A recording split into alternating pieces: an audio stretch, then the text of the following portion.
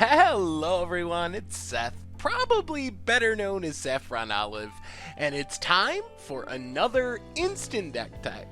So we have one more week until we start delving into Amonkhet again and again. We're going to cover tons of Amonkhet decks on Type 2 or Standard Tuesday, but for this week we have one more historical standard deck, and then historic deck decks are going to take a break for a bit while we cover Amonkhet in its fullness, but we will get back to them eventually, so don't worry, they'll sneak up every now and then. But starting next week, the focus shifts back to current standard.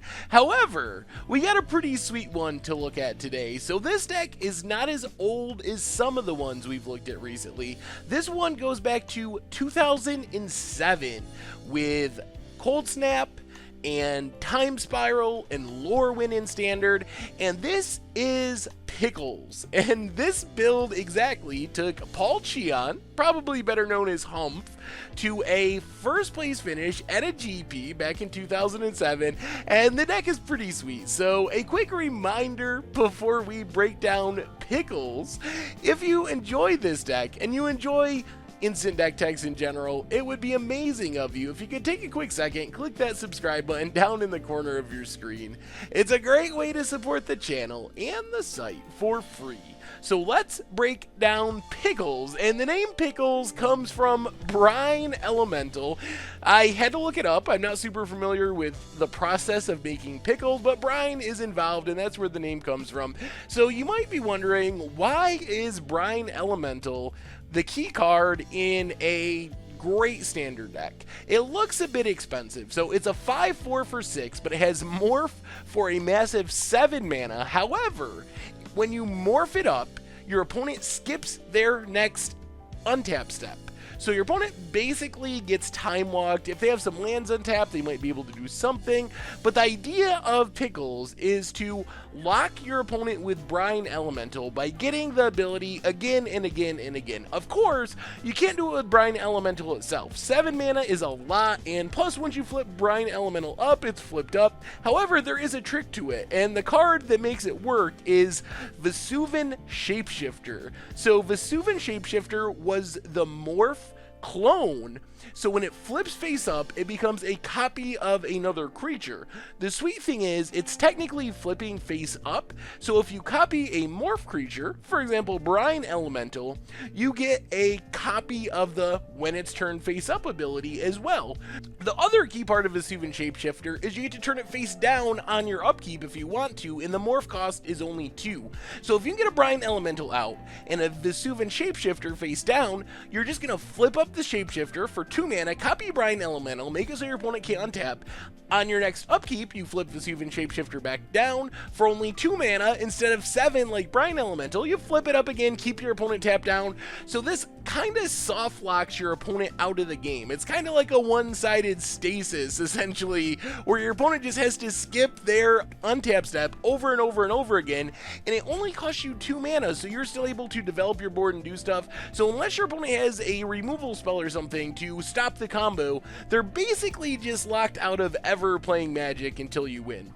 The rest of the deck is a pretty straightforward mono blue control deck with a bit of white thrown in for removal. So Phyrexian Ironfoot, just a big blocker, 3 mana, you get a 3/4. We are in Cold Snap Standard, so we do have snow covered lands to untap it if we want to. Teferi, great for fighting through counter spell heavy matchups, and there were some really powerful counter spells back during this time, which we'll talk about as we go along. And Venser Shaper Savant, recently reprinted in Modern Masters 2017, but a good way to bounce something, can get a permanent, can save your own stuff, can also bounce a spell, so a lot of general value. And these creatures are also how you'll end up winning the game, along with your Pickle Lock creatures. You can attack with them as well, of course. As far as counters, Cryptic Command does it all, just one of the best counters of all time. Can tap your opponent's stuff, can draw you cards, can counter spells, and Rune Snag is kind of a situationally worse and situationally better version of Mana Leak. So the first copy, as far as removal and the white cards in the main deck, we get 3 Wrath of Gods and 3 Oblivion Rings to deal with whatever happens to slip through on our opponent's side of the board. In the mana base, the duels are not great. You're probably used to our current standard duels where we have some really crazy lands and ton of them, but we have Calciform Pools. It is a duel, but it's very slow, requires storing up a bunch of mana. Adakar Waste, a pain land, and then Nimbus Maze is one of the crazy duels from Future Sight. And it ends up being a dual land, but you gotta have both the plains and an island to really turn it on. And then we have 10 snow-covered islands, 4 snow-covered plains, and Urza's Factory is kind of the backup win con. It's super slow, super expensive, 7 mana, you get a 2/2. However, if your opponent's never untapping, you have all the time in the world to slowly make 2/2 assembly workers and beat your opponent down.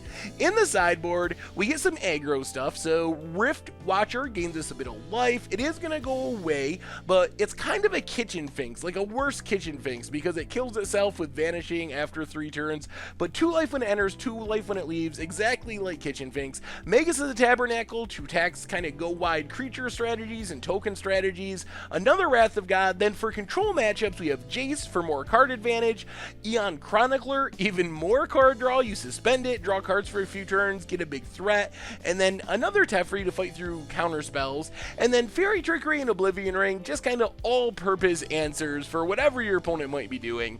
And that is Pickles Lock from back in 2007, and that's been our instant deck tech for today. So thank you very much for watching. I hope you enjoyed the video, and I will talk to you soon. Thanks for watching the video. If you enjoyed it, help us out by clicking that like button down below. And to keep up on all the latest and greatest, click that subscribe button. And don't forget to hit that bell icon to get alerts whenever we have new videos. And if you want to, check out some of our other sweet videos here and here.